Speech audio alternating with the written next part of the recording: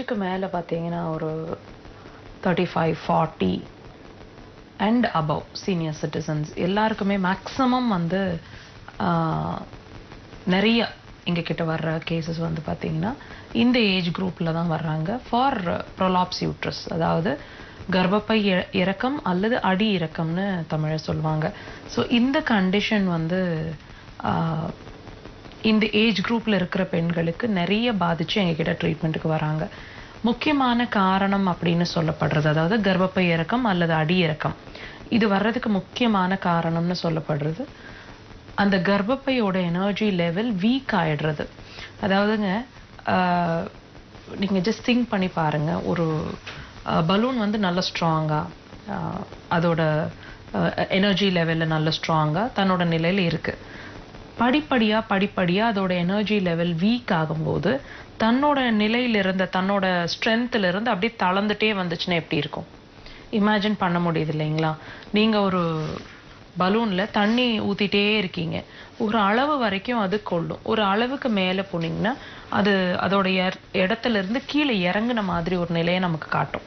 So இதுதான், just imagine பண்ணிக்கோங்க, ஒரு கம்பேரிசனுக்காக சொன்னது.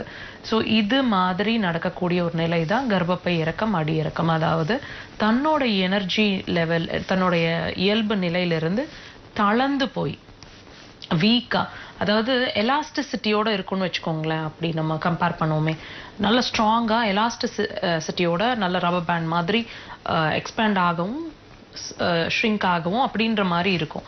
இப்போ அது தன்னோட இயல்பு நிலையிலிருந்து மாறுபட்டு ரொம்ப தளர்ந்து வீக்காக போய்டுறது. இந்த கண்டிஷனில் இருக்க வேண்டிய இடத்துல இருந்து இறங்கிடுறது, விச் இஸ் கால்டு அடியிறக்கம் அல்லது கர்ப்பப்பை இறக்கம்.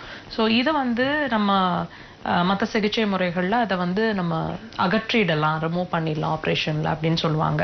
பட் அந்த ஆப்ரேஷன் பண்ணுறதுக்கு நிறைய பேர் இன்னும் பயப்பட்டுட்டு தான் இருக்காங்க. நல்ல விஷயமும் கூட. ஆப்ரேஷன் பண்ணி அதை ரிமூவ் பண்ணவங்க கிட்ட கேட்டிங்கன்னா அதோட அவஸ்தை என்னன்றது அவங்களே சொல்லுவாங்க. இப்போ இந்த கர்ப்பப்பை இறக்கம் அல்லது அடி இறக்கம் ஆப்ரேஷன் இல்லாமல் தன்னோட இயல்பு நிலையில் திரும்ப அது அப்படியே சுருங்கி நல்ல ஸ்ட்ரென்த் ஆகும்போது நம்ம ட்ரீட்மெண்ட்டில், அக்குபஞ்சர் ட்ரீட்மெண்ட்டில் ஷ்ரிங்க் ஆகி படிப்படியாக அது ஷ்ரிங்க் ஆகி தன்னோட இயல்பு நிலைக்கு போயிடும். இது நேச்சுரலாக ஒரு பெர்மனன்ட் சொல்யூஷனாக நம்ம ட்ரீட்மெண்ட்டில் நடக்கும். கண்டிப்பாக ஒரு வாரத்தில் 2 வாரத்துலலாம் பேஷண்ட் வந்து யூரின் போகும்போது அது இடைஞ்சலாக இருக்குது, தட்டுப்படுதுன்னு சொல்லுவாங்க. அது மாதிரி இல்லாமல் படிப்படியாக அதோட ஷ்ரிங்கேஜ் நடக்கும். ஒரு ஸ்டேஜில் ஆப்ரேஷன் இல்லாத இந்த கண்டிஷன்ல இருந்து நீங்க ரிட்ரீவ் ஆயிடுவீங்க. அக்குபஞ்சரை டெஃபினட்டா ட்ரை பண்ணி பாருங்க. நேர் ஒருத்தங்க இணைப்பில் காத்துட்டு இருக்காங்க, பேசிடலாம். மக்கள் வணக்கம். வணக்கங்க. உங்க பெயர் சொல்லுங்கம்மா. என் பேர் எஸ்தர் ராஜிங்க. எந்த ஊர்ல இருந்து பேசுறீங்க? திருநீன்றவூர்ல இருந்து பேசுறேங்க. மருத்துவர்கிட்ட உங்களுடைய சந்தேகத்தை தொடர்ந்து சொல்லுங்கம்மா. வணக்கம்மா. வணக்கம் மேடம். சொல்லுங்கம்மா. மேடம், எனக்கு வந்து சைனஸ் வீசிங் ப்ராப்ளம் ரொம்ப ஜாஸ்தியா இருக்கு. சரிம்மா. உங்ககிட்ட கேட்கலாம். என்ன ஏஜ் ஆகுதுமா? இந்த ப்ராப்ளம் எவ்வளவு வருஷமா இருக்கு?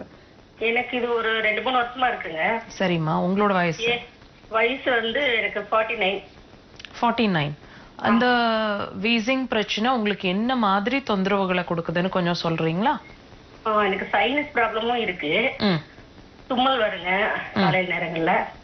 அப்புறம் வீசிங் வந்து அடிக்கடி இந்த கிளைமேட் சேஞ்ச் ஆகும்போது வரும். இப்ப வந்து தினமும் வருது, வெயில் காலத்திலயும் வருது. ரொம்ப மூச்சிருக்கு, சிரமமா இருக்கு. அந்த இது நெப்ளைசர் எல்லாம் வைக்க வேண்டிய ஒரு சூழ்நிலை இருக்கு. டேப்லெட்ஸ் இல்லாம சமாளிக்கவே முடியாதுங்கிற மாதிரி இருக்குங்க எனக்கு. எனக்கு ஒரு கேள்வி இருக்கு, உங்களுக்கு பதில் சொல்றீங்களாமா? உங்களுக்கு தெரிஞ்ச சொல்லுங்க. அதாவதுமா, இப்ப நீங்க டேப்லெட்ஸ் எடுக்கிறீங்க, உங்களோட ட்ரீட்மெண்ட் மெத்தட ஃபாலோ பண்ணிட்டு இருக்கீங்க. அது அந்த மருத்துவம், அந்த மருந்துகள் நீங்க எடுக்கிறீங்க இல்லையா, அந்த மருந்துகள் உங்களுக்கு என்ன வகையில ஹெல்ப் பண்ணுதுன்னு நீங்க நினைக்கிறீங்க? இங்கிலீஷ் மெடிசன் வந்து எடுத்துட்டு இருந்தேங்க. வந்து ஒரு நாளைக்கு ஒரு வீசிங் வரும்போது அப்பப்போ வரும்போது எடுத்துட்டு இருந்தேன். மருந்து எடுத்துட்டு இருக்கும் போதே இது வந்து இப்ப வந்து அடிக்கடி வருது. இப்ப இந்த லாஸ்ட் 1 மந்த் பாத்தீங்கன்னா டெய்லி வருது வீசிங் எனக்கு. நான் ஒரு விஷயம் சொல்றேம்மா, உங்களோட மருந்துகள் என்ன பண்ணுதுன்றத நீங்க புரிஞ்சுக்கணும்.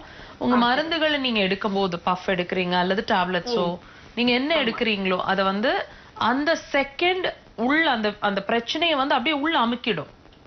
ஓகேங்களா? which will compress, which is called compression. உள்ள உங்களோட பிரச்சனைகளை வந்து அப்படியே அமுக்கிடும். அது வலியா இருந்தாலும் சரி, அல்லது நீங்க சொன்ன வீசிங்கா இருந்தாலும் சரி, எதுக்கு நீங்க மெடிசன் எடுக்கிறீங்க அப்படின்னா உள்ள இருக்கிற பிரச்சனைகளை செட்டில் டவுன் பண்ணி விட்டுரும். இப்ப மறுபடியும் அந்த மெடிசனோட பவர் முடிஞ்ச உடனே அது மறுபடியும் மேல எழும்பி வரதானே செய்யும். புரியுதுங்களா? அப்ப நீங்க என்ன பண்ணிட்டு இருக்கீங்க? ஒவ்வொரு தடவையும் உங்க பிரச்சனையை கண்ட்ரோல் பண்ண ட்ரை பண்ணிட்டு இருக்கீங்க. அது திரும்ப திரும்ப பிரச்சனைகளோட அதாவது தீவிரம் அதிகம் தானே ஆகும். சரி பண்ணா கீழே போயிடும், சரியா ஆகும் இல்லைங்களா? அந்த கிராஃப் வந்து கீழே வந்துரும். இப்ப நீங்க பண்றது சப்ரஸ் பண்ணிக்கிட்டே இருக்கீங்க, which will go up தான். புரியுதுங்களாமா? இப்ப நம்ம என்ன பண்ணா, என்னோட கேள்வி, எங்க ட்ரீட்மெண்ட் உங்களுக்கு என்ன பண்ணும்னு சொல்றேன். என்னோட கேள்வி, உங்களுக்கு அந்த ட்ரீட்மெண்ட் என்ன பண்ணும்னு சொல்றதுக்கு முன்னாடி எனக்கு உங்ககிட்ட ஒரே ஒரு கேள்வி இருக்கு. இப்போ பிரச்சனைக்கான ரூட் காஸ கண்டுபிடிக்க போறோம். அதுக்கு நீங்க ஆமா இல்லைன்னு எனக்கு பதில் சொல்ல போறீங்க. ஓகேவா? உங்களுக்கு நான் சொல்றேன், மோஷன் சம்பந்தமான, மலக்குடல் சம்பந்தமான ஏதோ ஒரு பிரச்சனைனால நீங்க ரொம்ப நாளா பாதிச்சுட்டு இருக்கீங்க. என்ன இருக்குன்னு சொல்லுங்க. எனக்கு அந்த கான்ஸ்டிபேஷன் ப்ராப்ளம் இருக்கு. அவ்வளவுதான் விஷயம். இது எவ்வளவு வருஷமா இருக்கு? இது எனக்கு ரொம்ப வருஷமா இருக்குங்க. அப்பப்ப வரும், இந்த என்எஸ்ல எல்லாம் ஒரு கொப்பள மாதிரி வரும், அப்புறம் தன்னால போயிரும். கான்ஸ்டிபேஷன்னா டெய்லி எத்தனை தடவை மோஷன் போறீங்க? இது சில நாள் 2 டைம் வரும், சில டைம் 3 முறை கூட போக வேண்டியது. புரியுதுங்களா? நாங்க நிறைய லைவ்ல உங்களுக்கு இந்த விஷயத்தை தான் திரும்ப திரும்ப சொல்லிட்டே இருக்கிறோம். நீங்க வீசிங், அதாவது நீங்க நுரையீரல் பிரச்சனைய பாக்குறீங்க, உங்களுக்கு அவஸ்தை கொடுக்கிற விஷயத்த பாக்குறீங்க. ஆனா நீங்க ஒண்ணு மிஸ் பண்ணிட்டீங்க, கவனிச்சீங்களா? ரொம்ப வருஷமா உங்களுக்கு மலக்குடல் என்ன சொல்லுது? நான் சரியில்லாம இருக்கேங்கிறத, நான் வீக்கா இருக்கேங்கிறத, நான் என்னால முழுசா கழிவுகளை ஒரு நேரத்துல சீரா வெளியே தள்ள முடியலங்கிறத கான்ஸ்டிபேஷனாவோ நீங்க சொல்ற மாதிரி கொப்பளங்களாவோ ஏதோ ஒரு விதத்துல உங்களுக்கு காமிச்சிட்டு தான் இருந்திருக்கு. நீங்க என்ன பண்ணீங்க? சரியான அதுக்குன்னு ஒரு முக்கியத்துவம் கொடுத்து ப்ராப்பரான மலக்குடலை ட்ரீட் பண்ணவே இல்லை. அது என்ன பண்ணிடுச்சு? அதோட துணை உறுப்புன்னு சொல்லக்கூடிய காற்று சார்ந்த உறுப்போட அடுத்த உறுப்புன்னு சொல்லக்கூடிய நுரையீரல பாதிச்சிருச்சு. இப்போ நீங்க என்ன பண்ணிட்டு இருக்கீங்க? ரூட் காஸ் அப்படியே இருக்கு. நமக்கு தொந்தரவாயிட்டு இருக்கிற அந்த வீசிங், அதாவது மூச்சு தானே நமக்கு தொந்தரவா இருக்கும், வலிக்கு மூச்சு திணறினா நம்ம நார்மலா இருக்க முடியுமா? அப்போ நீங்க என்ன பண்றீங்க? அவஸ்தைய கண்ட்ரோல் பண்ணிட்டு இருக்கீங்களோடைய ரூட் காஸ் ட்ரீட் பண்ணவே இல்லை. அதனாலதான் உங்க பிரச்சனை திரும்ப திரும்ப திரும்ப திரும்ப அதிகமாயிட்டே இருக்கு. லைன்ல இருக்கீங்களாம்மா? புரியுதுங்களாம்மா? எங்களோட கண்ணோட்டம் புரியுதா? உங்களோட பிரச்சனை என்னங்கிறது, எதுல நீங்க மிஸ்ஃபயர் ஆயிட்டு இருக்கீங்கன்னு புரியுதா? இப்போ நம்ம ட்ரீட்மெண்ட் என்ன பண்ணோம்னா, முதல் விஷயம், முதல் டார்கெட் பண்றது, அப்கோர்ஸ் உங்க வீசிங்க சரி பண்ணணும்னா நாங்க இதை தான் செய்யணும். உங்களோட மலக்குடல் சம்பந்தமான பிரச்சனையை கிளியர் பண்ண போறோம். கிளியர் பண்ணவே நீங்க படிப்படியா உங்களோட வீசிங்ல இருந்து வெளியே வர்றத டெஃபினட்டா உணர்வீங்க. ஒன் ஃபைன் ஸ்டேஜ் உங்களோட பிரச்சனைகள் எல்லாமே, உங்களோட வீசிங், உங்களோட மோஷன், இன்னும் நாங்க கண்டுபிடிக்க போற பிரச்சனைகள், நீங்க சொல்ல போற பிரச்சனைகள் எல்லாமே சார்ட் அவுட் ஆயிடும். இது ஒன் ஸ்டாப் சொல்யூஷன்மா. திரும்ப இன்னொரு கேள்வி நீங்க கேட்கணும், டாக்டர் இது திரும்ப வந்துராதா? டெஃபினட்டா வந்துராது. ஏன்னா நம்ம அதோட ரூட் காசவே ட்ரீட் பண்ணிட்டோம். புரியுதுங்களாம்மா? இதுல இன்னொரு விஷயம், கண்ட்ரோலிங் ப்ராசஸ் கிடையாது, மெடிசன்ஸ் கிடையாது. சோ நீங்க பயப்படாம சைடு எஃபெக்ட் வருமோன்னு யோசிக்காம எடுக்கலாம் அக்குபஞ்சரை. நன்றிமா. அழைத்தமைக்கு நன்றிமா. அதே மாதிரி பாத்தீங்கன்னா ஒரு சிலருக்கு வந்து சியாட்டிகா பெயின் வரும் இல்லையா? அது வருவதற்கான காரணங்கள், அதை எப்படி சரி செய்யலாம்? கண்டிப்பா. சியாட்டிகா பெயின் அப்படிங்கிறது பெரிய காம்ப்ளிகேட்டட் கண்டிஷன்லாம் கிடையாதுங்க. நம்ம இடுப்பு பகுதியிலிருந்து கீழே வரைக்கும் ஒரு நரம்பு இழுத்து பிடிச்ச மாதிரி, தொடை பகுதிகளில் நரம்பு இழுத்து பிடிச்ச மாதிரி ஒரு வலி அடிக்கடி நடக்கும். நின்றுட்டு இருந்தாலும் வலிக்கும், உட்காந்துட்டு இருந்தாலும் வலிக்கும், காலை நீட்ட முடியாது, மடிக்க முடியாது, அப்படியே ஒரு மாதிரி ஸ்ட்ராங்கான பெயினா இருந்துட்டே இருக்கும். ஸோ இந்த பெயின் வந்து முக்கியமான ரீசன். இப்போ நம்ம அந்த காலர் அம்மா கிட்ட பேசும்போது ஒரு விஷயத்த நான் வந்து அவங்க கிட்ட சொன்னேன். அவங்க சஃபர் ஆயிட்டு இருக்கிற விஷயம் வீசிங் இல்லைங்களா? அவங்க மூச்சு சிரமம்னு சொல்லி அவங்க அதுக்கான ட்ரீட்மெண்ட்ஸ், மெடிசன்ஸோ பஃபோ என்னமோ பண்ணிட்டு இருக்காங்க. ஆனா திரும்ப திரும்ப அந்த பிரச்சனைகள் இருந்துகிட்டே இருக்கு அல்லது அதிகமாகுது. இப்போ வந்து முதல்ல அப்பப்போ வரும், இப்ப டெய்லியுமே வருதுன்னு சொன்னாங்க ஒரு வார்த்தை. ஸோ இதை வந்து அவங்க என்ன பண்றாங்க? அவங்களுக்கு அவஸ்தைங்கிற ஒரு விஷயத்த அவங்க ட்ரீட் பண்ண ட்ரை பண்றாங்க. ஆனா அது சரியாச்சா? இல்ல. ஏன்? ரீசன் அங்க இல்ல, அவங்களோட நுரையீரல்ல பிரச்சனைகள் இல்ல.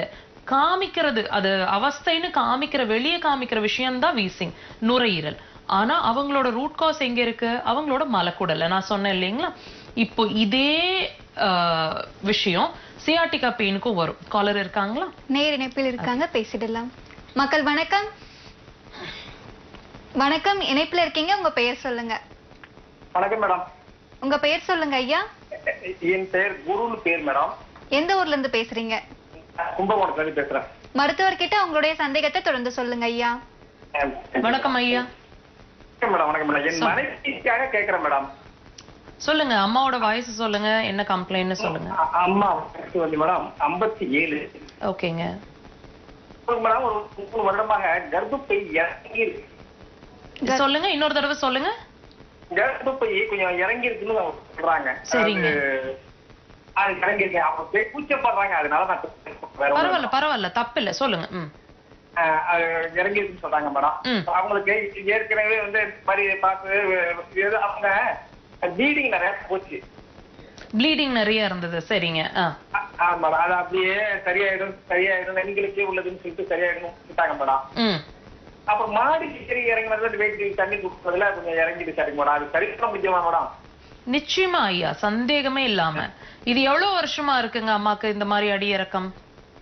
ஒரு 2 இயர்ஸா இருக்கு மேடம். 2 வருஷமா? ஆமா மேடம், 2 இயர்ஸ் தான் இந்த பிரச்சனை 2 இயர்ஸா இருக்கு மேடம். எனக்கு ஒரு 2 வாரம் டைம் கொடுப்பீங்களா அம்மா கிட்ட வித்தியாசத்தை காட்டுறதுக்கு? நிச்சயமா மேடம், உங்களை எங்க வந்து சொல்லுங்க. நான் 2 வாரத்துல நான் கண்டிப்பா மேடம். 2 வாரத்துல அம்மா கிட்ட நான் இதுல இம்ப்ரூவ்மெண்ட் பார்க்க ஆரம்பிச்சுட்டேன்.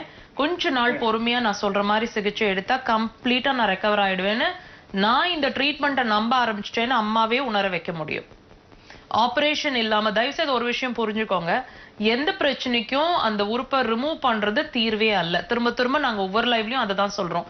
இப்போ இந்த கர்ப்பப்பை இறக்கத்துக்கும் இதை ரிமூவ் பண்ணிட்டா பிரச்சனை இல்லைன்னு நீங்க நினைக்க கூடாது. இது ரிமூவ் பண்ண எத்தனையோ பேஷண்ட் எங்க கிட்ட, டாக்டர் யூரினரி பிளாடர் சிறுநீர் பையும் இறங்கிருச்சு, இப்ப அதுக்கு ஒரு ஆபரேட் பண்ணி அந்த சிறுநீர் பைய வந்து தூக்கி இடுப்பு எலும்புல கட்டணும்னு சொல்றாங்க. இப்படியெல்லாம் நிறைய பேஷண்ட்ஸை நாங்க தினசரி பார்த்துட்டு இருக்கிறோம். உங்களுக்கு தான் ஆபரேட் பண்ணி ரிமூவ் பண்ணிட்டா போதும், பரவாயில்ல, அதுல இருந்து நம்ம ரிலீவ் ஆயிரலாம்னு நீங்க நினைக்கிறீங்க. ஆனா அதுக்கு பிறகு வரக்கூடிய பிராக்டிக்கல் டிஃபிகல்டிஸ்ல 1000 பேஷண்ட்டை நாங்க தினசரி பார்த்துட்டு இருக்கிறோம். தப்பு பண்ணிட்டோம் டாக்டர், தெரியாம அதை செஞ்சுட்டோம், இது தெரிஞ்சிருந்தா, இந்த ட்ரீட்மெண்ட்டை பத்தி தெரிஞ்சிருந்தா அந்த தவறை பண்ணிருக்க மாட்டோம், அதனால அதுக்கு பிறகு அத்தனை சிரமங்களை ஃபேஸ் பண்றோம்னு நிறைய பேஷண்ட்டை நாங்க பார்த்துட்டு இருக்கிறோம். ஸோ நீங்க இங்க ட்ரீட்மெண்ட்டை எடுக்கலைனாலும் பரவாயில்ல, திஸ் இஸ் த ஃபேக்ட்டுங்க. தயவு செய்து எந்த ஆர்கனையும் ரிமூவ் பண்ணிட்டு ஃபியூச்சர்ல இதுக்கு உட்கார்ந்துகிட்டு வருத்தப்பட்டுட்டு இருக்கிறதோ அல்லது ஒரு பிரச்சனையை சால்வ் பண்ணும்போது இன்னொரு பண்றோம்னு நினைச்சுக்கிட்டு இன்னும் பல பிரச்சனைகளை நம்ம விலை கொடுத்து வாங்குற மாதிரி ஒரு நிலைக்கு போயிடாதீங்க. சோ ஐயா, உங்களுக்கான பதில் இதுதான். தாராளமா அக்குபஞ்சரை நீங்க ட்ரை பண்ணி பார்க்கலாம். உள்ள இருக்கிற கர்ப்பப்பை படிப்படியா அம்மாக்கு சுருங்கி மேல நார்மலுக்கு வந்துரும். இது டெஃபினட்டா 1 ஃபைன் ஸ்டேஜ். நீங்க போய் ஸ்கேன் எடுத்து பார்த்தாலும் அது நார்மல்னு இருக்கும். நன்றி ஐயா. அழைத்தமைக்கு நன்றி ஐயா. மற்றும் ஒரு நேயர் இணைப்பில் காத்துட்டு இருக்காங்க, பேசிடலாம். மக்கள் வணக்கம். உங்க பெயர் சொல்லுங்கம்மா. தேவி அம்மா. எந்த ஊர்ல இருந்து பேசுறீங்க? பலாப்பட்டிலம்மா. மருத்துவர்கிட்ட உங்களுடைய சந்தேகத்தை தொடர்ந்து சொல்லுங்கம்மா. அம்மா வணக்கம். வணக்கம்பா. சொல்லுங்கம்மா. அம்மா உனக்கு அடிக்கடிக்கு வந்து நேக்குதுமா, அது நிறுத்த முடியலம்மா. எவ்வளவு வருஷமா வந்துட்டு இருக்கு? எவ்வளவு நாள்? உங்களுக்கு என்ன வயசாச்சு? எனக்கு 75 ஆகுதுமா. சரிம்மா, எவ்வளவு வருஷமா இந்த பிரச்சனையில இருக்கேன்னு சொன்னீங்கம்மா? 2 வருஷமா ஆகுதுமா. சரி, என்னென்ன ட்ரீட்மெண்ட் பாத்தீங்க? டாக்டர் பார்த்தோம்மா, மத்திய சர்க்கார் ஆஸ்பத்திரியில. நீங்க என்ன ஹாஸ்பிட்டல் பாத்தீங்களா? வேண்டாம், ஆங்கில மருந்து பாத்திருக்கீங்க இல்லையா? சரி விட்டுருங்க. நான் என்ன சொல்றேன் நல்லா கேளுங்கம்மா. இப்போ இந்த யூரின் போற விஷயம் அப்படிங்கறது 2 வருஷமா இருக்குன்னு சொல்றீங்க இல்லையா? நான் சொல்றேன், உங்க மெனோபாஸ் டைம்லயோ அல்லது தூரம் நின்னுச்சு இல்லம்மா? கர்ப்பப்பை ஏதாவது எடுத்திருக்கீங்களா அல்லது தூரம் ஏதாவது எப்போ தூரம் நின்னுச்சு, அது மாதிரி ஏதாவது சொல்லுங்களேன் உங்க கர்ப்பப்பை சம்பந்தமா. லைன்ல இருக்கீங்களாம்மா? அம்மா இணைப்புல தான் இருக்கீங்க, தொடர்ந்து பேசுங்கம்மா. 40 வயசுல நின்னுடுச்சு. ரொம்ப சீக்கிரமாவே உங்களோட மெனோபாஸ் நீங்க 40 வயசுன்றது ரொம்ப சீக்கிரமாவே உங்களோட மெனோபாஸ கிராஸ் பண்ணிருக்கீங்க. அது நல்லது இல்ல. இப்ப அங்கிருந்தே பிரச்சனை ஆரம்பிச்சிடுச்சு. அம்மா நீங்க கால் கட் பண்ணிக்கங்க, நான் லைவ்ல ஆன்சர் பண்றேன். இப்போ இந்த பிரச்சனையை பொறுத்த மட்டும், அதாவது அந்த யூரின் வந்து கண்ட்ரோல் இல்லாம போயிட்டே இருக்கு அப்படிங்கிற ஒரு விஷயத்த திரும்ப திரும்ப ஃபோக்கஸ் பண்ணுது. என்னன்னா, எப்படி கர்ப்பப்பை தன்னோட இயல்பு நிலையிலிருந்து வீக் ஆயிட்டு தளர்ந்து கீழே வந்துருச்சோ, யூரின் போகும்போது அந்த இடங்களை முட்டுறதுன்னு சொல்லுவாங்க. சோ அது எப்படி தளர்ச்சினால ஏற்படுதோ அதே ப்ரொசீஜர் தான் இப்ப அது மெனோபாஸ்ன்றதுனால பெருசா நமக்கு காட்டல. சோ அடுத்த ஸ்டேஜ் அந்த கர்ப்பப்பை இறக்கம் வந்துருச்சு. ஆனா யூரின் அப்படி இல்ல இல்லீங்களா, அதுக்கு டைம் ஸ்பேன் எல்லாம் கிடையாது. நம்மளோட பிறப்பிலிருந்து இருந்து இறப்பு வரைக்கும் யூரின் எக்ஸ்கிரீஷனுங்கிறது இருந்துட்டே இருக்கும். அதனால யூரின்லயே டைரக்டா காட்டும். எப்படி காட்டும், நான் நார்மலா இல்ல அப்படிங்கறத, அதாவதுங்க யூரின் வந்து ஒரு விஷயம் நல்லா புரிஞ்சுக்குங்க, யூரினை உங்களால கண்ட்ரோல் ஓரளவுக்காவது கண்ட்ரோல் பண்ண முடியணும். பிளாடர் ஃபுல்லா ஆகிற வரைக்கும் உங்களோட கண்ட்ரோல்ல அது இருக்கணும். அப்படி இல்ல கொஞ்சம் யூரின் சேர்ந்தாலும் அர்ஜென்சி ரொம்ப ஜாஸ்தியா இருக்கு, உடனே போயிடுறேன், ஆனா இவ்வளவு அர்ஜென்ட்டா ஓடுறதுக்குள்ள வந்துருச்சு, காலோட வந்துருச்சு, யூரின் கண்ட்ரோலே பண்ண முடியல, போயிட்டு சீட்ல உட்கார்றதுக்கு டாய்லெட் சீட்குள்ள உட்கார்றதுக்குள்ளயுமே யூரின் வந்துடுற மாதிரி இருக்கிறது கம்ப்ளைண்ட். ஆஸ் வெல் அஸ் இருமனா தும்மனா உடனே யூரின் லீக் ஆயிடுது. இதுவும் உங்களோட இதெல்லாம் சொல்லக்கூடிய ஒரே ஒரு விஷயம் என்ன தெரியுங்களா, உங்களோட யூரினரி பிளாடர் ஸ்ட்ரென்த்தா இல்ல, வீக்கா இருக்கு. ஏன்னா நான் திரும்பவும் சொல்றேன், இந்த யூட்ரஸ் ஆகட்டும் யூரினரி பிளாடர் ஆகட்டும், இந்த பிளாடர்ஸ்னு வருது இல்லைங்களா, இவங்கெல்லாம் வந்து சுருங்கி விரியக்கூடிய தன்மையை உடையவங்க. புரியுதுங்களா? அவங்க அதுக்காக தான் படைக்கப்பட்டிருக்காங்க. இவ்வளோண்டு இருக்கக்கூடிய, அதாவது டென்னிஸ் பால் விட சின்னதா இருக்கக்கூடிய யூட்ரஸ் ஒரு ஃபுட்பால் சைஸ் இருக்கிற குழந்தைய தாங்குற அளவுக்கு பெருசாகுது, அப்புறம் சுருங்கி தன்னோட இயல்பு நிலைக்கு வருதுன்னா இட் ஹாஸ் தட் டெண்டன்சி. புரியுதுங்களா? அதே மாதிரி உங்களோட யூரினரி பிளாடருக்கும் இதே மாதிரி சுருங்கி விரியற தன்மையோட தான் அது படைக்கப்பட்டிருக்கு. யூரின் இல்லாதப்ப அது ஷ்ரிங்க் ஆகிருக்கும், நார்மல் சைஸ்ல இருக்கும். யூரின் இருக்கும்போது பாத்தீங்கன்னா நல்ல பல்ஜ் ஆகும். This is how it is. அப்போ இது இந்த அளவுக்கு என்னால தாக்கு பிடிக்க முடியும் அப்படின்ற மாதிரி இருக்கும். அப்பதான் உங்களுக்கு யூரின் முட்டிட்டு வர மாதிரி இருக்கும், which is very normal, ரொம்ப காமன். அது கால் பகுதி கூட நான் நிறையில, அதுக்குள்ள என்னால கண்ட்ரோல் பண்ண முடியல, என்ன ரிலீஸ் பண்ணணும், உங்களுக்கு வார்னிங் சிக்னல் கொடுத்துட்டே இருக்கு, அவசர அவசரமா போறீங்க, கண்டிப்பா நீங்க வந்து you have to check your urinary bladder. இதை நீங்க சரியா ட்ரீட் பண்ணாம விட்டா அடுத்தது உங்களோட கிட்னியும் கண்டிப்பா பாதிக்கும். அடுத்தது சிம்டம்ஸ் வரைய என்னென்ன இருக்குங்கிறத நம்ம பார்ப்போம். நம்ம தொடர்ந்து பேசலாம் ஒரு சிறிய இடைவேளைக்கு பிறகு. மருத்துவ நேர நிகழ்ச்சியில் அடுத்து வருவது ஒரு சிறிய இடைவேளை.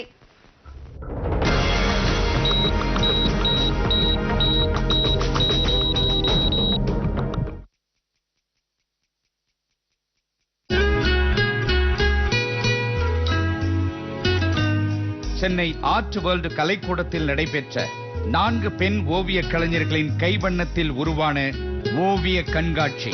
இப்போ நம்ம அந்த பொண்ணா இருந்தோம்னா நம்ம என்ன நினைப்போம், என்ன சொல்றீங்க ஆனா நீங்க எல்லாமும் அதை தான் பண்றீங்க அப்படின்னு நினைப்போம் இல்லையா? ஸோ இந்த பொண்ணு நீ என்ன சொல்ற, பட் நீங்க எல்லாமும் அப்படித்தானே அப்படின்னு அவளுக்கும் தெரியுது, இவங்கெல்லாம் நம்மளை பத்தி பேசுறாங்கன்னு. அப்போ அவன் நினைக்கிறா நீங்களும் இந்த மாதிரி தான், ஆனா என்ன மட்டும் பேசுறீங்க அப்படின்னு நினைக்கிற மாதிரி இந்த படத்தை வரைஞ்சிருக்கிறேன். ஓவியங்களின் வழியே பக்தி, பாரம்பரியம், பயணம், இதிகாசம் என 4 விதமான கருவினை மையமாக வைத்து வரையப்பட்ட பெண்களையுமே வந்து ஒரு தேவியோட அம்சமாகவும் ஒரு சாமியோட அம்சமாக தான், ஏன்னா நம்ம பெண்கள் எல்லாருமே அவங்களோட அம்சம் தான் காமிப்பேன், அந்த மாதிரி தான் நான் பண்ணுவேன். இந்த பொண்ணு வந்து இது ஒரு மீனாட்சியோட மாடர்ன் மீனாட்சி மாதிரி, அவங்க வந்து இங்க இருக்க கோல்டன் லோட்டஸை கையில எடுத்தா அந்த க்ளோ எப்படி இருக்கும் அப்படின்றத காமிக்கிறதுக்காக தான் அந்த க்ளோ வந்து ஃபேஸ்ல கொடுத்துருக்கேன். சன்னலுக்கு வெளியே பகுதி 1 நாளை காலை 11:30 மணிக்கு.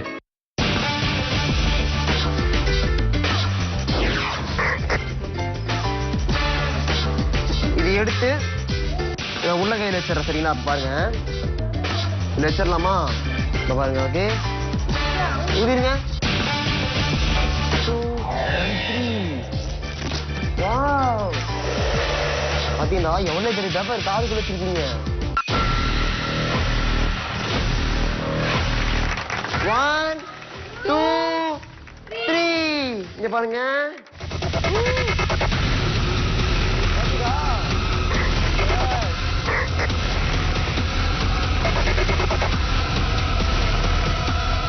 மாய வித்தை நாளை மாலை 5:30 மணிக்கு.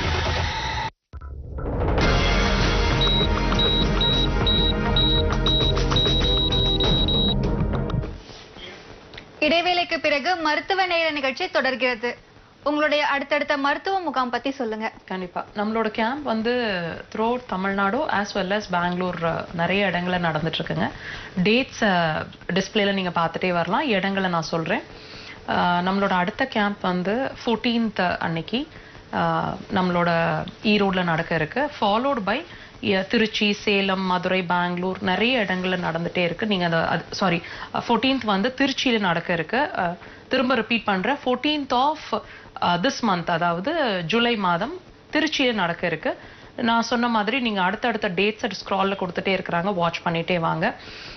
உங்களுக்கு அந்த டேட்ஸ்ல அந்த இடங்கள்ல வந்து பார்க்கணும்னு நீங்க விருப்பப்படுறீங்க கேம்ப்ல அப்படின்னு நினைச்சீங்கன்னா ஹாஸ்பிட்டல் நம்பர்ஸை யூ கேன் கான்டாக்ட் அஸ். நம்மளோட ப்ராப்பர் ஹாஸ்பிட்டல் அப்படிங்கிறது கோயம்புத்தூர்ல விளாங்குறிச்சி ரோடு அப்படின்ற இடத்துல லொக்கேட் ஆயிருக்கிறோம். நிறைய பேர் மிஸ் பண்ணிட்டு டாக்டர் கோயம்புத்தூர் கேம்ப் இல்லையான்னு கேட்குறீங்க. ஹாஸ்பிட்டலே கோயம்புத்தூர்ல தாங்க லொக்கேட் ஆயிருக்கு. ஸோ நீங்க ஈஸியாக எங்களை ஆக்சஸ் பண்ண முடியும்.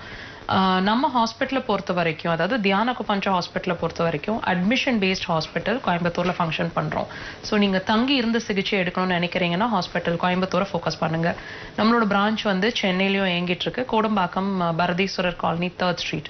ஸோ உங்களுக்கு எது கன்வீனியன்ட்டா இருக்கோ அதை நீங்க ஃபோக்கஸ் பண்ணலாம். சென்னையை பொறுத்த மட்டும் சாட்டர்டேஸ் மட்டும்தான் அப்பாயின்மெண்ட்ஸுங்க. மற்ற நாட்கள் நீங்க ஓபி சிகிச்சை, அதாவது வந்து சிகிச்சை எடுத்துக்கலாம். நம்ம கிளினிக் வந்து through out the week function ஆயிட்டு இருக்கோம். எங்களை பார்க்கணும்னா சாட்டர்டேஸ் மட்டும். நேர் ஒருத்தங்க இணைப்பில் காத்துட்டு இருக்காங்க, பேசிடலாம். மக்கள் வணக்கம்.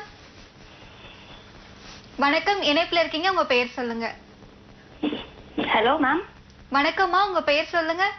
சண்முக பிரியா மேம். எந்த ஊர்ல இருந்து பேசுறீங்கம்மா? Riddles ma'am. மருத்துவர்கிட்ட உங்களுடைய சந்தேகத்தை தொடர்ந்து சொல்லுங்கம்மா. வணக்கம்மா. Good evening ma'am. Very good ஈவினிங்மா, சொல்லுங்க மேம். பாஸ்ட் 10 இயர்ஸா நான் ஸ்பெக்ஸ் போட்டுட்டு இருக்கேன் மேம். சரிம்மா. அது பவர் கம்மியாகிற மாதிரி தெரியல மேம். கம்மி ஆகுற மாதிரி தெரியல. சரி. இல்ல மேம், இப்ப ஸ்பெக்ஸ் கலெக்ட்னாவே யாருன்னு சொல்லி டவுட்லயே பார்க்க வேண்டியிருக்கு மேம். ஓகேம்மா. இப்ப இந்த ஸ்பெக்ஸ் ரிமூவ் பண்ண முடியுமா மேம்? நீங்க டைரக்டா ஒரு தடவை கன்சல்டேஷன்ஸ் வாங்க. we have to diagnose youமா. அதுக்கப்புறம் நீங்க என்ன பண்ணணுங்கிறத நம்ம சொல்றோம். கண்டிப்பா உங்களோட பிரச்சனைகள்ல இருந்து படிப்படியா drastic changes. இப்ப நான் ஒரு பேஷண்ட்டுக்கு 20 minutesல வலியை குறைச்சு கொடுக்குறேன், ஒரு ஃபர்ஸ்ட் காலருக்கு வந்து ப்ரொலாப்ஸ் யூட்ரஸை 2 weeksல டிஃபரன்ஸ் காட்டுறேங்கிற மாதிரி இந்த பிரச்சனையை பொறுத்து மட்டும் ஃபாஸ்டா நான் ரிசல்ட்ஸ் கொடுக்க முடியாது. ஐம் டெல்லிங் யூ, லைவ்லயே சொல்றேன். படிப்படியா ரிசல்ட் வரும். ஆனா வரும் ரிசல்ட். நன்றிம்மா. அழைத்தமைக்கு நன்றிம்மா. நம்ம கடைசியா பேசும்போது சியாட்டிகா பெயின் பத்தி பேசிட்டு இருந்தோம், அதை பத்தி தொடர்ந்து சொல்லுங்க. டெஃபினெட்லி சியாட்டிகா பெயின்னு சொல்றது நான் சொன்ன மாதிரி இடுப்புல இருந்து கீழே தொடைப்பகுதியில டிராவல் ஆகி கீழே வரைக்கும் கால் சுண்டு விரல் அதுக்கு பக்கத்துல இது வரைக்கும் டிராவல் ஆகுற மாதிரி ஒரு இழுத்து பிடிக்கிற மாதிரி ஒரு பெயின் இருக்கும். அதோட டிஃபிகல்டிஸ் வந்து நிக்க முடியாது, நடக்க முடியாது, உட்கார்ந்து எந்திரிச்சிங்கன்னா அப்படி ஒரு பயங்கரமான பெயின் இருக்கும். விழுந்து ஆளை தள்ளிடுற மாதிரி ஒரு பெயின், அந்த அளவுக்கு சிவியரான பெயின் இருக்கும். கொடைச்சல் இருந்துகிட்டே இருக்கும், இழுத்து பிடிச்சிட்டே இருந்தா ஒரு நரம்பு எப்படி இருக்கும் அந்த அளவுக்கு பெயின் இருக்கும். இதுவும் நான் சொன்ன மாதிரி வியாதி இல்லை, இது வியாதியோட ஒரு சிம்டம் மட்டுமே, வியாதியோட அறிகுறி. நீங்க என்ன பண்ணிட்டு இருப்பீங்க இந்த பிரச்சனையில சஃபர் ஆயிட்டு இருக்கிறவங்க? ஒண்ணு வெளியில எக்ஸ்டர்னலா ஏதாவது அப்ளை பண்ணி அந்த பிரச்சனையை கொஞ்சம் கொஞ்சமா ஏதாவது ட்ரீட் பண்ண முடியுமா, வலி குறையுமான்னு ட்ரை பண்ணிட்டு இருப்பீங்க. அல்லது உள்ள இன்டர்னலா ஏதாவது பெயின் கில்லர்ஸ் எடுத்துட்டு இருப்பீங்க. இதுதான் நீங்க இப்ப பண்ணிட்டு இருக்கக்கூடிய விஷயம் இல்லைங்களா? ஆனா நீங்க இங்க எவ்வளவு வருஷம் இந்த மெடிகேஷன்ஸ்லயும் எக்ஸ்டர்னலாவோ உள்ளேயும் நீங்க சாப்பிட்டுட்டு இருந்தாலும் உங்களோட பிரச்சனைகள் சால்வ் ஆக போறதே இல்லை. ஏன்னு கேட்டீங்கன்னா, பிரச்சனைன்னு நீங்க பார்த்துட்டு இருக்கிறது பிரச்சனையே இல்லைங்க, பிரச்சனையோட அறிகுறி. ஒரே ஒரு விஷயம் மட்டும் புரிஞ்சுக்கோங்க, இந்த வலி இருக்கிற நீங்க சரியா தூங்க மாட்டீங்க. கரெக்டா வாட்ச் பண்ணி பாருங்க. ஆமா டாக்டர், வலி இருக்கும்போது எப்படி தூக்கம் வரும்? இந்த வலி இல்லைன்ற சிச்சுவேஷன்லயும் நீங்க தூங்க மாட்டீங்க. ஏன்னா இந்த வலி உங்களுக்கு என்ன உணர்த்திட்டு இருக்கு அப்படின்னா, உங்களுக்கு பித்தப்பை சார்ந்த பிரச்சனைகள் இருக்கு அல்லது வரப்போகுது சிவியரா அப்படிங்கறத தான் இந்த வலி அப்படிங்கிற ஒரு விஷயம் உணர்த்துது. ஆனா நம்ம என்ன பண்ணிட்டு இருக்கோம், இங்க வலிக்குது அதுக்கு நம்ம ஒரு நிவாரணம் தேடிட்டு இருக்கோம் இல்லையா? இது உங்களோட ஒவ்வொரு சிம்டமும், உங்க உடம்பு உங்களுக்கு சொல்லிட்டு இருக்கக்கூடிய ஒவ்வொரு சிம்டமும் வியாதி வரப்போறதுக்கான அறிகுறி தான், அது வியாதி இல்லை. அதனாலதான் இதை புரிஞ்சுக்காத நம்ம தான் திரும்ப திரும்ப அதோட வாழ்க்கை ஃபுல்லா எவ்வளவு வருஷம்னாலும் போராடிட்டே இருக்கிறோம். இப்ப நீங்க ஒவ்வொரு விஷயத்தையும் நாங்க சொல்ற மாதிரி திங்க் பண்ணி பாருங்களேன், கொஞ்சம் வித்தியாசமா திங்க் பண்ணி பாருங்க. இப்போ இந்த பித்தப்பை நம்ம சொல்லிட்டோம், அடுத்தது இல்ல டாக்டர் நான் ஸ்கேன் எல்லாம் எடுத்துட்டேன், எனக்கு பித்தப்பை கம்ப்ளீட்டா நார்மலா இருக்குன்னு சொல்லிட்டாங்க. நாங்க பேசிட்டு இருக்கிறது பித்தப்பையோட மார்பாலஜியை பத்தி கிடையாதுங்க. அதுக்குள்ள ஒரு உயிர் தன்மைன்னு ஒண்ணு இருக்குல்ல. நீங்க இப்போ இன்னைக்கு நீங்க போய் இந்த சியாட்டிகா பெயின் இருக்கிறவங்க போய் இன்னைக்கு ஸ்கேன் எடுத்தீங்கன்னாலும் நார்மல் ஸ்டடின்னு வந்துடலாம். ஆனா நாளைக்கு அது மாறாதுன்னு என்ன நிச்சயம்? That is what I'm telling you. அதாவதுங்க அந்த உறுப்பு நான் வீக் ஆயிட்டு இருக்கேன் அப்படிங்கறத, அது என்னோட இயல்பு நிலையில நான் இல்ல அப்படிங்கறத உங்க ஸ்கேன்ல தெரியாது. அதோட ஸ்ட்ரக்சர் மட்டும்தான் தெரியும். உள்ள கல் இருக்கா, கட்டி இருக்கா, வீங்கி இருக்கா, சுருங்கி இருக்கா, இது மட்டும்தான் தெரியும். அதுக்கு ஒரு உயிர் இருக்குல்ல, அந்த உயிரோட தான் அது இருக்காங்கிறத உங்க ஸ்கேன் டெஸ்ட் கண்டிப்பா சொல்லாது. ஆனா அந்த உயிர்த்தன்மை அதுல காஸ்மிக் எனர்ஜில பிரச்சனை மாறுபாடுகள் இருக்கு, நான் நார்மலா இல்ல அப்படிங்கறத உங்களோட வலி வழியா உங்களுக்கு முன்னாடியே உணர்த்திட்டு இருக்கு. அதை நீங்க கண்டிப்பா அண்டர்ஸ்டாண்ட் பண்ணிக்கணும். இத ஒரு 6 months நீங்க அதை அப்படியே விட்டுட்டீங்க, ஸ்கேன் எடுத்துட்டு விட்டுட்டீங்கன்னு வச்சுக்கோங்க, ட்ரீட்மெண்ட் எதுவுமே இல்லை. நீங்க ஒரு 6 months 1 year கழிச்சு மறுபடியும் ஸ்கேன் எடுத்தீங்கன்னா கட்டாயமா பித்தப்பை அழற்சி அல்லது பித்தப்பை வீங்கி இருக்கு அல்லது உள்ள கற்கள் இருக்கு, இந்த மாதிரி ஏதாவது ஒரு ரிப்போர்ட் உங்களுக்கு கண்டிப்பா வரும். சோ இது இந்த அளவுக்கு நம்ம கொண்டு போக வேண்டாங்கிறதுக்கு தான் நாங்க சொல்லல. உங்களோட பிரச்சனைகள் உங்களுக்கு முன்கூட்டியே சொல்லிட்டு இருக்கு, உணர்த்திட்டு இருக்கு. அப்ப நீங்க என்ன செய்யணும்? அந்த சின்ன சின்ன சிம்டம் கூட இம்பார்ட்டன்ஸ் கொடுத்து உங்களோட பிரச்சனைகள், உங்களோட ராஜ உறுப்புகள்னு சொல்லக்கூடிய வைட்டல் ஆர்கன்ஸை சேவ் பண்ணுங்கன்னு உங்களுக்கு முன்னாடியே ஒரு வார்னிங் சிக்னல் உங்க உடம்பு சொல்லிட்டு இருக்கு. நீங்க வார்னிங் சிக்னலுக்கு ட்ரீட்மெண்ட் எடுத்து சரி பண்ணீங்கன்னா வாழ்க்கை ஃபுல்லா சஃபரிங் தான். ட்ரீட்மெண்ட் என்னங்கிறத புரிஞ்சுக்கோங்க. இது எல்லா மருத்துவரும் உங்களுக்கு புரிய வைக்க முடியாது. ஒன்லி ஒரு தேர்ந்த அக்குபஞ்சரிஸ்டால மட்டும்தான் இதுக்கு இதுதான் காரணம், இதுதான் சொல்யூஷன்றத ஒரு கிளியரா உங்களுக்கு புரிய வைக்கவும் முடியும். They can treat you. So தாராளமா அக்குபஞ்சரை ட்ரை பண்ணி பாருங்க. நேர் ஒருத்தங்க இணைப்பில் காத்துட்டு இருக்காங்க, பேசிடலாம். மக்கள் வணக்கம். ஹலோ வணக்கம்மா, உங்க பெயர் சொல்லுங்க. பிரியா திருவாரூர். உங்களுடைய சந்தேகத்தை மருத்துவர்கிட்ட தொடர்ந்து சொல்லுங்கம்மா. Okay okay. வணக்கம்மா. வணக்கம் மேடம். சொல்லுங்கம்மா. எனக்கு இந்த சொரியாசிஸ் பிரச்சனை இப்பதான் வந்திருக்கு, ஒரு 2 மாசமா இருக்கு. சரிம்மா. உடம்பு ஃபுல்லா கடிச்சு கடிச்சு ஒரே அரிப்பு. அதோட இப்ப கால் பாதம்லாம் ஊனியே நடக்க முடியல. சரிம்மா. லைட்டா ஒரு கையும் ஒரு கட்டை விரலும் காலையும் லைட்டா ஒரு வீக்கமும் இருக்கு. கைகளை தூக்க முடியுதாம்மா உங்களுக்கு? இந்த இடத்துல ஏதாவது வலி தெரியுதா? இல்ல வலி எல்லாம் இல்ல மேடம். கை தூக்கி பாருங்க. இப்ப இல்ல, நீங்க லைன் கட் பண்ணிட்டு கூட கைய நல்லா ஃபுல்லா உயர்த்தி பாருங்க. நல்லா மேல கொண்டு போய் உங்க தலைய சாக்க கூடாது. நான் சொல்ற மாதிரி செக் பண்ணி பாருங்க. தலைய நேரா வச்சுட்டு 2 கைகளையும் உயர்த்தி கைகளை, அதாவது உங்க காது கிட்ட உங்க கை போகுதான்னு பாருங்க. கண்டிப்பா சிரமமா இருக்கும். ஒண்ணு போகாது, 2 கையும் காது கிட்ட ஒட்டி போகாது. அப்படி ஒட்டி போகல, டைட்டா இருக்கு, இந்த இடம் வலிக்குதுன்னு feel பண்ணீங்கனாலே which is called frozen shoulder. ஒண்ணு இது கைகளை நீங்க இப்படி பின்னாடி கொண்டு போய், ஃபுல்லா சொல்றேன், பின்னாடி கொண்டு போனீங்கனாலுமே ஒரு டைட்னஸ் அந்த இடத்துல நீங்க ஃபீல் பண்ணுவீங்க. அப்பவும் உங்களுக்கு அந்த frozen shoulder இருக்குன்னு அர்த்தம். இது 2வது நீங்க செக் பண்ணிக்கங்க லைவ் கட் பண்ணதுக்கு அப்புறம், லைனை கட் பண்ணதுக்கு அப்புறம். இப்போ உங்களோட முக்கியமான பிரச்சனைக்கு என்னோட கேள்வி என்னன்னா, உங்களுக்கு மூச்சு சம்பந்தமா, அதாவது நுரையீரல் சம்பந்தமான பிரச்சனை இருக்கணும். என்ன இருக்குமா? கரெக்டா நார்மலா தான் இருக்கேன். இல்லம்மா, கண்டிப்பா இல்ல. இப்ப நான் சில விஷயங்கள் சாய்ஸ் கொடுக்கறேன். உங்களுக்கு என்ன இருக்குன்னு நீங்க சூஸ் பண்றீங்களா? சொல்லுங்க மேடம். இப்போ நீங்க இந்த பிரச்சனை உங்களோட சொரியோசிஸ் 2 வருஷமா இருக்குன்னு சொல்றீங்க இல்லையா?